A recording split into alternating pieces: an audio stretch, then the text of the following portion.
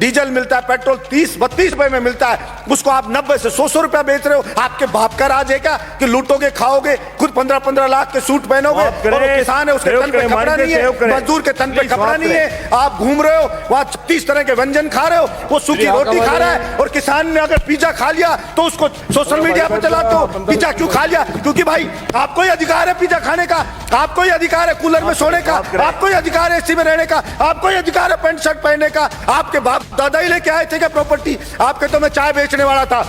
किसी भी राजा का विनाश आ जाता है ना, विनाश आ जाता है, तब वो इस प्रकार का एक्ट करता है कि मैं जनता की मांग को नहीं सुनूंगा, मेरा करना है जो कर लीजिए। चाणक्य ने भी कहा है कि अगर वास्तव में जनता विरोध में आने लगे, जब वास्तव में राजा को लगे कि सड़क पे जनता उतरने लगी है, तो उस अहंकारी राजा को तुरंत उनकी समस्याओं को ध्यान में रख करके समाधान करना चाहिए, वरना जनता उसको उठा के कुर्सी से मोदा पटक देगी। ये उस राजा को ध्यान रखना चाहिए।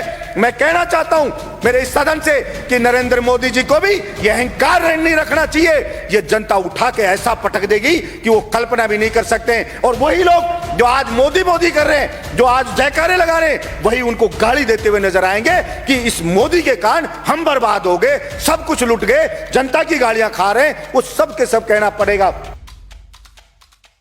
देश जो बना है वो यहां पे रहने वाले लोगों से, सभापति महोदय, देश बना है।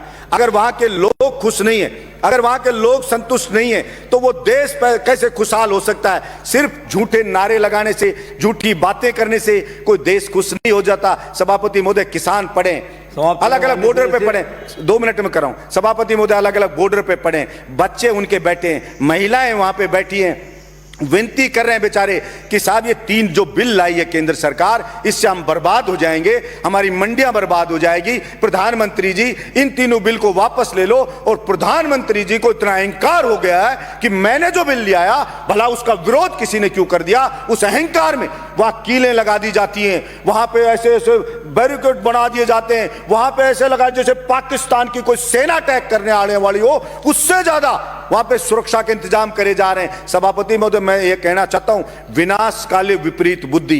किसी भी राजा का विनाश आ जाता है ना, विनाश आ जाता है, तब वो इस प्रकार का एक्ट करता है कि मैं जनता की मांग को नहीं सुनूंगा, मेरा करना है जो कर लीजिए। चाणक्य ने भी कहा है कि अगर वास्तव में जनता विरोध में आने लगे, जब वास्तव में राजा को लगे कि सड़क पे जनता उतरने लगी है, तो उस अहंकारी राजा को तुरंत उनकी समस्याओं को ध्यान में रख करके समाधान करना चाहिए, वरना जनता उसको उठा के कुर्सी से मोदा पटक देगी। ये उस राजा को ध्यान रखना चाहिए।